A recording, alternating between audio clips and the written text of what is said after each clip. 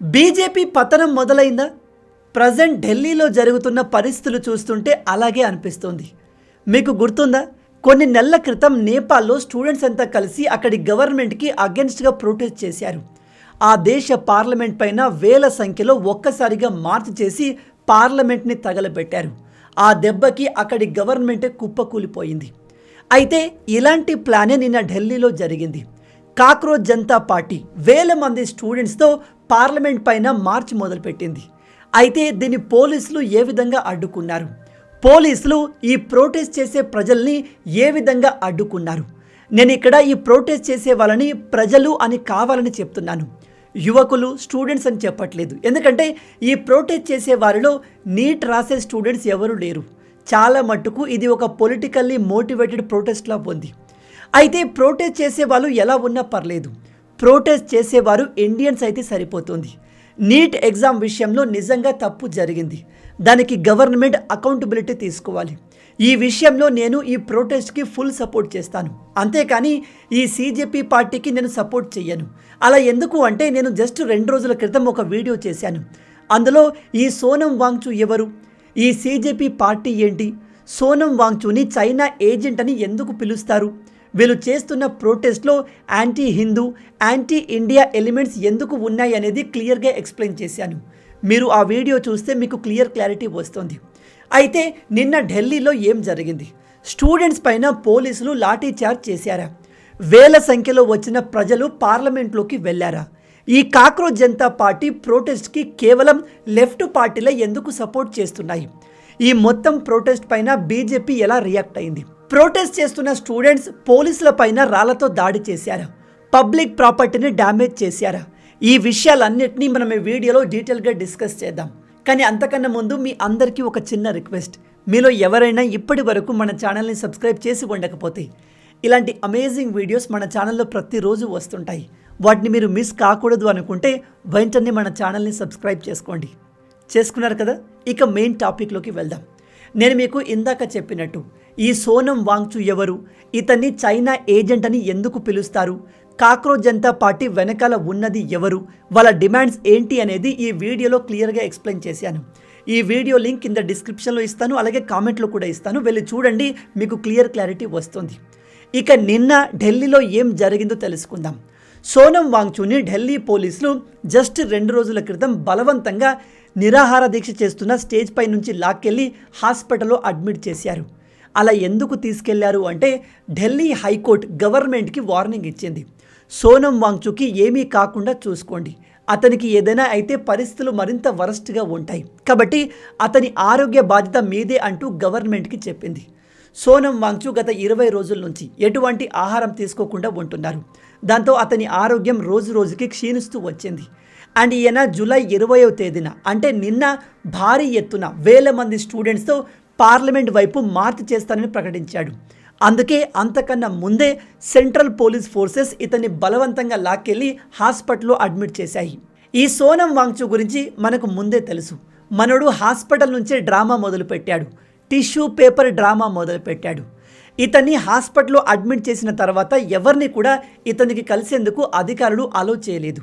కానీ ఈ సోనం వాంగ్చూ భార్య అతన్ని హాస్పిటల్లో కలిసేది. బట్ అతని దగ్గరికి ఎటువంటి ఎలక్ట్రానిక్ డివైజెస్ తీసుకెళ్లే పర్మిషన్ ఇవ్వలేదు. దాంతో సోనం వాంగ్చూ తన భార్యకి టిష్యూ పేపర్ మీద మెసేజ్ రాసి పంపాడు. ఆ మెసేజ్ని ఈమె సోనం వాంగ్చూ ట్విట్టర్ హ్యాండిల్ పైన పోస్ట్ చేస్తూ ఇదిగో ఈ పోస్ట్ని పెట్టింది. ఇందులో ఈయన ఏం చెప్తున్నాడు అంటే, ప్రజెంట్ జరుగుతుంది మామూలు ప్రొటెస్ట్ కాదు, ఇది 2వ స్వాతంత్ర పోరాటం అని రాశాడు. ఇది కాస్త ఓవర్ అయింది. అండ్ దాంతోపాటు మనం అనుకున్నట్టుగానే 20వ తేదీన ఖచ్చితంగా పార్లమెంట్ వైపు మార్చ్ చేయాలని పిలుపునిచ్చాడు. నెక్స్ట్ డే అంటే మార్చ్ జరిగే రోజు నిన్న ఉదయం 6:39 ఇంకో ట్వీట్ వచ్చింది. అందులో ఏం చెప్తున్నాడు అంటే, నన్ను చాలామంది నిరాహార దీక్షను ఎప్పుడు ఆపుతారు అని అడుగుతున్నారు. దానికి నా దగ్గర కొన్ని డిమాండ్స్ ఉన్నాయి. నెంబర్ 1, నీట్ పేపర్ లీక్కి ప్రభుత్వం అకౌంటబిలిటీ తీసుకోవాలి. అంటే ఈయన education minister Dharmendra Pradhan resignation అడుగుతున్నాడు. అది వ్యాలిడ్ డిమాండ్. రెండవది, నన్ను and CJP party cockroach Janata party లీడర్స్ని పార్లమెంట్లోకి అలో చేసి అక్కడి ఎంపీలు మా ప్రాబ్లమ్స్ గురించి డిస్కస్ చేయాలి. ఇది కూడా మంచి డిమాండే.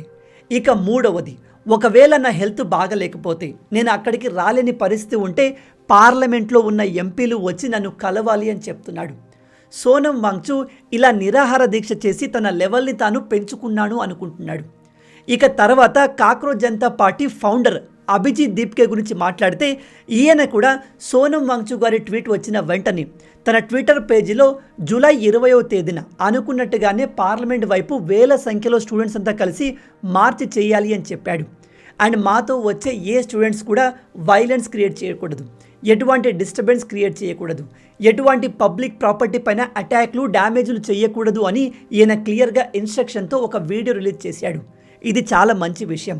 కానీ తర్వాత ప్రొటెస్ట్ చేసే ప్రజలు ఇతను చెప్పిన దానికి కంప్లీట్ అగెన్స్ట్గా చేశారు. పోలీసులపైన రాళ్లతో దాడి చేశారు, పోలీస్ కార్లను అంటే పబ్లిక్ ప్రాపర్టీని డ్యామేజ్ చేశారు. దాదాపు 50 కన్నా ఎక్కువ మంది పోలీసులు సివియర్గా గాయపడ్డారు. జూలై 19 నైట్ నుంచే వేల సంఖ్యలో ప్రజలు ఈ ప్రొటెస్ట్ జరుగుతున్న ప్రాంతంలో గ్యాదర్ అవ్వడం మొదలుపెట్టారు. ఈ ప్రొటెస్ట్ గత 22 రోజుల నుంచి జరుగుతుంది. ఎప్పుడూ లేనంతగా ప్రజలు ఒక్కసారిగా ఇక్కడికి వచ్చారు. వాళ్ళందరూ ఇంట్రెస్ట్తో వచ్చారా లేదా ఎవరైనా బ్యాక్గ్రౌండ్లో సపోర్ట్ చేస్తున్నారా, డబ్బులు ఇస్తున్నారా అనేది మనకు తెలియదు. దాంతోపాటు సోనం వాంగ్చుని పోలీసులు బలవంతంగా హాస్పిటల్కి తీసుకెళ్లిన తర్వాత మన దేశంలో ఉన్న లెఫ్ట్ పార్టీలు, కొంతమంది కాంగ్రెస్ లీడర్లు, తృణమూల్ కాంగ్రెస్ లీడర్లు, ఆమ్ ఆద్మీ పార్టీ లీడర్స్ ఈ కాక్రోచ్ జనతా పార్టీని సపోర్ట్ చేయడం మొదలుపెట్టారు. ఆమ్ ఆద్మీ పార్టీ కాక్రోచ్ జనతా పార్టీని సపోర్ట్ చేయడంలో ఎటువంటి ఆశ్చర్యం లేదు. ఒక రకంగా ఆమ్ ఆద్మీ పార్టీకి ఈ cockroach Janata party B party లాంటిది, అంటే రైట్ హ్యాండ్ లాంటిది. ఎందుకంటే అభిజిత్ దీప్కే ఈ అరవింద్ కేజ్రీవాల్ శిష్యుడే. ఇతను దాదాపు 7 సంవత్సరాల వరకు Aam Aadmi party social media మేనేజర్గా పనిచేశాడు. సో వాళ్ళిద్దరికీ ఇప్పుడు ఎటువంటి సంబంధం లేదు అంటే నమ్మడానికి భారత ప్రజలు పిచ్చోళ్ళు కాదు. వెనక నుంచి నడిపించేదంతా అరవింద్ కేజ్రీవాలే అని చాలామంది అనుకుంటున్నారు. మీలో కొందరికి గుర్తుండే ఉంటుంది, 2011లో కూడా అన్నా హజారే గారు ఇలాగే ఒక అతిపెద్ద ప్రొటెస్ట్ చేశారు. ఆ సమయంలో అరవింద్ కేజ్రీవాల్ అన్నా హజారే గారికి సపోర్ట్గా ఉంటూ ప్రొటెస్ట్ మొత్తాన్ని చూసుకున్నారు. ఆ టైంలో అరవింద్ కేజ్రీవాల్ అన్నా హజారే పేరును ఉపయోగించి ఆ ప్రొటెస్ట్ మొత్తాన్ని తనకు ఫేవర్గా మార్చుకొని ఒక కొత్త పార్టీని ఏర్పాటు చేసి ఢిల్లీకి సీఎం అయిపోయాడు. సేమ్ అదే మెథడ్ని ఇప్పుడు ఈ అరవింద్ కేజ్రీవాల్ శిష్యుడైన అభిజిత్ దీప్కే కూడా యూజ్ చేస్తున్నట్టుగా కనిపిస్తుంది. ఇక ప్రొటెస్ట్ విషయానికి వస్తే జూలై 19 రాత్రి సమయంలో పోలీసులు కూడా నెక్స్ట్ డే జరగబోయే మార్చ్ని దృష్టిలో పెట్టుకొని పెద్ద పెద్ద బ్యారికేడ్లు, పార్లమెంట్ చుట్టూ 3 లేయర్ల రక్షణ వ్యవస్థ, సెక్యూరిటీ మొత్తాన్ని టైట్ చేయడం మొదలుపెట్టారు. అలాగే పోలీసులు చాలా క్లియర్గా ఒక అడ్వైజరీ జారీ చేశారు. అందులో ఏముందంటే ఈ కాక్రోచ్ జనతా పార్టీ పార్లమెంట్ వైపు మార్చ్ చేయడానికి ఎటువంటి పర్మిషన్ పోలీసులు ఇవ్వలేదు. మీలో తెలియని వాళ్ళకి చెప్తున్నాను, ఢిల్లీలోని జంతర్ మంతర్లో ప్రొటెస్ట్ చేయాలి అనుకున్నా ముందు పర్మిషన్ తీసుకోవాలి. అయితే జంతర్ మంతర్లో ప్రొటెస్ట్ చేయడానికి పోలీసులు పర్మిషన్ ఇచ్చారు, కానీ పార్లమెంట్ వైపు వేల సంఖ్యలో ప్రజలు మార్చ్ చేయడానికి పోలీసులు పర్మిషన్ ఇవ్వలేదు. అందుకే వాళ్ళు ముందుగానే అడ్వైజరీ అంటే ఒక రకమైన వార్నింగ్ జారీ చేశారు. ఎవరైనా పార్లమెంట్ వైపు వైలెంట్గా వచ్చే ప్రయత్నం చేస్తే వాళ్ళపైన సివియర్ యాక్షన్ ఉంటుంది. అలాగే ఈ ఏరియా మొత్తంలో సెక్షన్ 163ని విధిస్తున్నాము అని చెప్పారు. అంటే 5 కన్నా ఎక్కువ మంది ఒకే దగ్గర కనిపిస్తే వాళ్ళపైన యాక్షన్ తీసుకుంటాము అని అర్థం. దాంతోపాటు భారీ సంఖ్యలో ప్రజలు ఈ ప్రాంతానికి రాకుండా చుట్టుపక్కల ఉన్న మెట్రో స్టేషన్స్ అన్నిటిని బ్లాక్ చేశారు. దాదాపు 5,000 కన్నా ఎక్కువ మంది పోలీస్ సిబ్బందిని సెక్యూరిటీ కోసం డిప్లాయ్ చేశారు. సిపిలు, డీసీపీలు చాలామంది ఆఫీసర్లను డిప్లాయ్ చేశారు. ఈ ప్రాంతం మొత్తాన్ని 15 జోన్లుగా డివైడ్ చేసి సెక్యూరిటీ కట్టుదిట్టం చేశారు. బ్యారికేడ్లు, వాటర్ క్యాన్లు రెడీగా పెట్టారు. అండ్ ఈ ప్రాంతం మొత్తంలో ఇంటర్నెట్ని కూడా బ్యాన్ చేశారు. అయితే ఇలా ఎన్ని రెస్ట్రిక్షన్లు పెట్టినా ప్రొటెస్ట్ని సపోర్ట్ చేస్తూ వేల మంది ప్రజలు ఈ ప్రాంతాన్ని చేరుకున్నారు. ఇక్కడ నాకు అనిపించిన విషయం ఏమిటంటే బీజేపీ ఈ నీట్ ఎగ్జామ్ పేపర్ విషయంలో అతిపెద్ద మిస్టేక్ చేస్తుంది. నిజంగానే 20 లక్షలకు పైగా స్టూడెంట్స్ రాసే ఈ నీట్ ఎగ్జామ్ పేపర్ లీక్ అయింది. దాని అకౌంటబిలిటీ ఖచ్చితంగా ఎడ్యుకేషన్ మినిస్టర్ ధర్మేంద్ర ప్రధాన్ తీసుకోవాలి. అతనిపైన సెంట్రల్ గవర్నమెంట్ ఏదైనా యాక్షన్ తీసుకోవాలి, లేదా అట్లీస్ట్ అతన్ని పదవి నుంచి తొలగించి వేరే వాళ్ళను తీసుకురావాలి. కానీ బీజేపీ అలాంటి ప్రయత్నం చేయట్లేదు. చెయ్యకపోగా ఇలా స్టూడెంట్స్, యువకులు చేస్తున్న ప్రొటెస్ట్కి అగెన్స్ట్గా ఇలాంటి యాక్షన్స్ తీసుకోవడం భవిష్యత్తులో బీజేపీ పాపులారిటీని దెబ్బతీయవచ్చు. అయితే ఈ జంతర్ మంతర్ నుంచి పార్లమెంట్ ఎంత దూరంలో ఉంది అని నేను గూగుల్లో చూస్తే ఆశ్చర్యకరంగా ఈ రెండు ప్రాంతాల మధ్య దూరం కేవలం 1.5 కిలోమీటర్ మాత్రమే ఉంది. అందుకే గవర్నమెంట్ ఇక్కడ ఉన్న స్టూడెంట్స్ పార్లమెంట్కి రాకుండా ఇలా వేల మంది పోలీసులను బారికేడ్లను ఏర్పాటు చేసే బదులు ఒక పర్టికులర్ టీంని ఈ స్టూడెంట్స్ దగ్గరికి పంపించి వాళ్ళతో వాళ్ళ డిమాండ్స్ గురించి డిస్కస్ చేస్తే బాగుండేది. అలా చేస్తే ఈ ప్రొటెస్ట్కి అసలు అవకాశమే ఉండేది కాదు. ఉదయం 6 గంటలకు సోనం వాంగ్చు ఈ ట్వీట్ని చేశాడు. ఆ తర్వాత 11:30 ఇంకో ట్వీట్ చేశాడు. నాకు నిజంగా ఈ సోనం వాంగ్చు చేసేదంతా డ్రామా అనిపిస్తుంది. ఎందుకంటే ఇతను ప్రతిసారి ఒక పెన్ను పట్టుకొని టిష్యూ పేపర్ మీద మెసేజ్ రాస్తున్నాడు అండ్ ఆ పేపర్ని వాళ్ళ ఆవిడకి ఇస్తున్నాడు. వీళ్ళ ఆవిడ ఇతన్ని కలవడానికి హాస్పిటల్కి వెళ్ళినప్పుడు పెన్ను తీసుకెళ్తుంది, టిష్యూ పేపర్ తీసుకెళ్తుంది. కానీ పేపర్ ఎందుకు తీసుకెళ్ళట్లేదు? ప్రజల్ని మరింత ఎమోషనల్ చేసి రెచ్చగొట్టేందుకు వీళ్ళు ఈ విధంగా డ్రామా చేస్తున్నారా? ఎనీవే, ఇతను 11 గంటలకు చేసిన ట్వీట్లో ఏముంది అంటే, నాకు కూడా మీ అందరితో ఈ మార్చ్లో జాయిన్ అవ్వాలని ఉంది, కానీ గవర్నమెంట్ నన్ను అలో చేయట్లేదు అని చెప్తున్నాడు.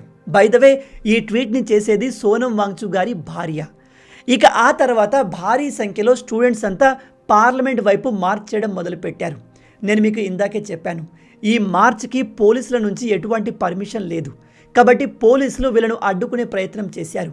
అయినా కూడా ప్రజలు బారికేడ్లు దాటి పార్లమెంట్ వైపు పరిగెత్తుకుంటూ వచ్చారు. ఇక వేరే ఆప్షన్ లేక దాదాపు 11:30 సమయంలో వాళ్ళపైన పోలీసులు లాఠీచార్జ్ చేయడం మొదలుపెట్టారు. ఇదిగో ఈ విధంగా స్టూడెంట్స్ పైన. వీళ్ళు చూడడానికి స్టూడెంట్స్లా లేరు, బట్ స్టూడెంట్స్ కోసం పోరాడుతున్న వాళ్ళు అనుకుందాం. వాళ్ళపైన లాఠీచార్జ్ చేశారు. కొంతమంది అయితే 12 సంవత్సరాల అమ్మాయి పైన కూడా పోలీసులు బ్రూటల్గా రియాక్ట్ అయ్యారు. ఆమె తల పగలగొట్టారు, ఛాతీ పైన బూటుతో తన్నారు అంటూ రూమర్స్ క్రియేట్ చేస్తున్నారు. ఒకవేళ అది నిజమైతే 12 సంవత్సరాల అమ్మాయి ప్రొటెస్ట్లో ఏం చేస్తుంది? 12 సంవత్సరాల అమ్మాయిని ఈ CJP cockroach Janata party protest కోసం యూజ్ చేసుకుంటుందా? అండ్ ఒక వ్యక్తి చనిపోయాడు అంటూ న్యూస్ కూడా స్ప్రెడ్ అయింది. అయితే దీన్ని క్లారిఫై చేస్తూ ఢిల్లీ పోలీసులు అలాంటివి ఏవి నమ్మకండి, ఏ ప్రొటెస్టర్కి కూడా ఏమీ కాలేదు, ఎవరి ప్రాణాలు పోలేదు, అందరూ బాగానే ఉన్నారు. మా పోలీసులపైనే రాళ్లతో దాడులు చేశారు, దాదాపు 50 మంది పోలీసులు గాయపడ్డారు అని ఒక నోటీస్ జారీ చేశారు. అదే సమయంలో cockroach Janata party chief spokes person అయిన సౌరవ్ దాస్కి గవర్నమెంట్ నుంచి తమను కలవాల్సిందిగా పిలుపు వచ్చింది. ఈ సౌరవ్ దాస్ సాయంత్రం 4:30 JP నడ్డా గారిని కలిశారు. కలిసి తమ 3 డిమాండ్లను తెలియజేశారు. ఆ డిమాండ్లు ఏమిటంటే, నెంబర్ 1, సోనం వాంగ్చు గారిని వెంటనే ఎటువంటి కండిషన్స్ లేకుండా రిలీజ్ చేయాలి. నెంబర్ 2, నీట్ పేపర్ లీక్కి కారణమైన ఎడ్యుకేషన్ మినిస్టర్ ధర్మేంద్ర ప్రధాన్ని వెంటనే తొలగించాలి. నెంబర్ 3, నీట్ పేపర్ లీక్ అవడం కారణంగా కొంతమంది స్టూడెంట్స్ తమ ప్రాణాలు తీసుకున్నారు. అలాంటి స్టూడెంట్స్ ఒక 20 మంది వరకు ఉన్నారు. వాళ్ళందరికీ ₹1 కోటి నష్టపరిహారం ఇవ్వాలి. నిజంగా ఈ డిమాండ్స్ చాలా న్యాయబద్ధంగా ఉన్నాయి. బీజేపీ గవర్నమెంట్ వీటిని ఫాలో అయితే బాగుంటుంది. ఎందుకంటే ఇక్కడ ఈ కాక్రోచ్ జనతా పార్టీకి సోనం వాంగ్చుకి ఎటువంటి ఇంటెన్షన్ ఉంది, వాళ్ళు ఎలాంటి ప్రాపగాండతో పనిచేస్తున్నారో మనకు తెలియదు. కానీ నిజంగానే నీట్ పేపర్ లీక్ అయింది. దాని కారణంగా కొంతమంది స్టూడెంట్స్ తమ ప్రాణాలు తీసుకున్నారు. దాని బాధ్యత గవర్నమెంట్ తీసుకొని ఎడ్యుకేషన్ మినిస్టర్ని తొలగించాలి. అండ్ ప్రాణాలు కోల్పోయిన పిల్లల ఫ్యామిలీకి ఆర్థిక సహాయం ఇవ్వడం ఒక మంచి ఆలోచన. మొత్తంగా ఇవి నిన్న ఢిల్లీలో కాక్రోచ్ జనతా పార్టీ ప్రొటెస్ట్లో జరిగిన విషయాలు. ఇక ఈ ప్రొటెస్ట్ పైన నా ఒపీనియన్ ఏంటి అనే విషయానికి వస్తే, నెంబర్ 1, నేను ఈ సోనం వాంగ్చుని అస్సలు నమ్మను, కాక్రోచ్ జనతా పార్టీని కూడా నమ్మను. ఎందుకంటే సోనం వాంగ్చు నాకు ఎందుకో ఒక నిరసన జీవిలా కనిపిస్తాడు. ఇతను లదాఖ్ విషయంలో అవకాశం వచ్చిన వెంటనే నిరాహార దీక్ష కూర్చున్నాడు. అక్కడ ఎటువంటి రిజల్ట్ రాకపోయేసరికి అక్కడి నుంచి అంటే లడాక్ నుంచి ఢిల్లీకి పాదయాత్ర చేశాడు. అండ్ గవర్నమెంట్ని అటాక్ చేయడానికి ఇతను ఏ పార్టీతో అయినా కలవడానికి రెడీ అయిపోతాడు. ఇప్పుడు మళ్ళీ కాక్రోచ్ జనతా పార్టీ రూపంలో అవకాశం వచ్చింది అని ప్రొటెస్ట్కి కూర్చున్నాడు. అండ్ ఇతను పాకిస్తాన్కి సపోర్ట్గా, చైనాకి సపోర్ట్గా అనేక స్టేట్మెంట్లు ఇచ్చాడు. అండ్ ఈయన హిందూ ధర్మానికి అగెన్స్ట్గా మాట్లాడిన సందర్భాలు కూడా ఉన్నాయి. ఇతను ప్రొటెస్ట్ చేసిన ప్రాంతంలో లెఫ్ట్ గాళ్ళు వచ్చి హిందూ ధర్మానికి అగెన్స్ట్గా ఇష్టం వచ్చినట్టుగా మాట్లాడుతుంటే ఈయన దాన్ని ఎలా అలో చేశాడు? కాబట్టి ఇతన్ని మనం నమ్మలేము. అండ్ కాక్రోచ్ జనతా పార్టీ అనేది ఆమ్ ఆద్మీ పార్టీకి ఒక సెకండ్ వర్షన్ లాంటిది. సో దాన్ని కూడా నమ్మలేము. కానీ వీళ్ళు రేజ్ చేస్తున్న ఇష్యూ నీట్ పేపర్ లీక్ నిజంగా జరిగింది, దాని accountability education minister Dharmendra Pradhan గారు తీసుకొని రాజీనామా చేస్తే బాగుంటుంది. అలా కాకపోతే బీజేపీ గవర్నమెంటే ఇతన్ని తొలగించి వేరే డిపార్ట్మెంట్కి షిఫ్ట్ చేసినా పర్లేదు, కానీ తొలగించాలి. ఒక అకౌంటబిలిటీ అనేది ఖచ్చితంగా ఉండాలి. కానీ బీజేపీ ప్రభుత్వం అలా ఎందుకు చేయట్లేదో వాళ్ళకి తెలియాలి. ఇది ఇలాగే కంటిన్యూ అయితే ఇది ఖచ్చితంగా రాబోయే ఎలక్షన్లో బీజేపీకి పెద్ద నెగటివ్ అవుతుంది. ఒక రకంగా ఇది బీజేపీ పతనానికి పునాది కూడా కావచ్చు. అయితే ఈ హోల్ ప్రొటెస్ట్ గురించి, కాక్రోచ్ జనతా పార్టీ గురించి, ఈ సోనం వాంగ్చు గురించి మీరేమనుకుంటున్నారు? వీళ్ళపైన మీ ఒపీనియన్ ఏంటి అనేది కింద కామెంట్లో తప్పకుండా చెప్పండి. మొత్తంగా ఇవే ఈ వీడియోకి సంబంధించిన పూర్తి విషయాలు. ఈ వీడియో మీకు నచ్చింది అనుకుంటున్నాను. నచ్చితే అలా ఊరికే చూసి వెళ్ళిపోకుండా మన వీడియోని లైక్ చేసి ఛానల్ని సబ్స్క్రైబ్ చేసుకోవచ్చు కదా. ఇది మీకు కంప్లీట్లీ ఫ్రీయే, కానీ మీరు చేసే ప్రతి ఒక్క లైక్ అండ్ సబ్స్క్రిప్షన్ మాకు మరిన్ని వీడియోస్ చేయడానికి ఒక మోటివేషన్లా ఉంటుంది. రాబోయే వీడియోలో ఇంకో ఇంట్రెస్టింగ్ టాపిక్తో మళ్ళీ కలుద్దాం. అంటిల్ దెన్, జై హింద్, జై భారత్, భారత్ మాతాకి జై.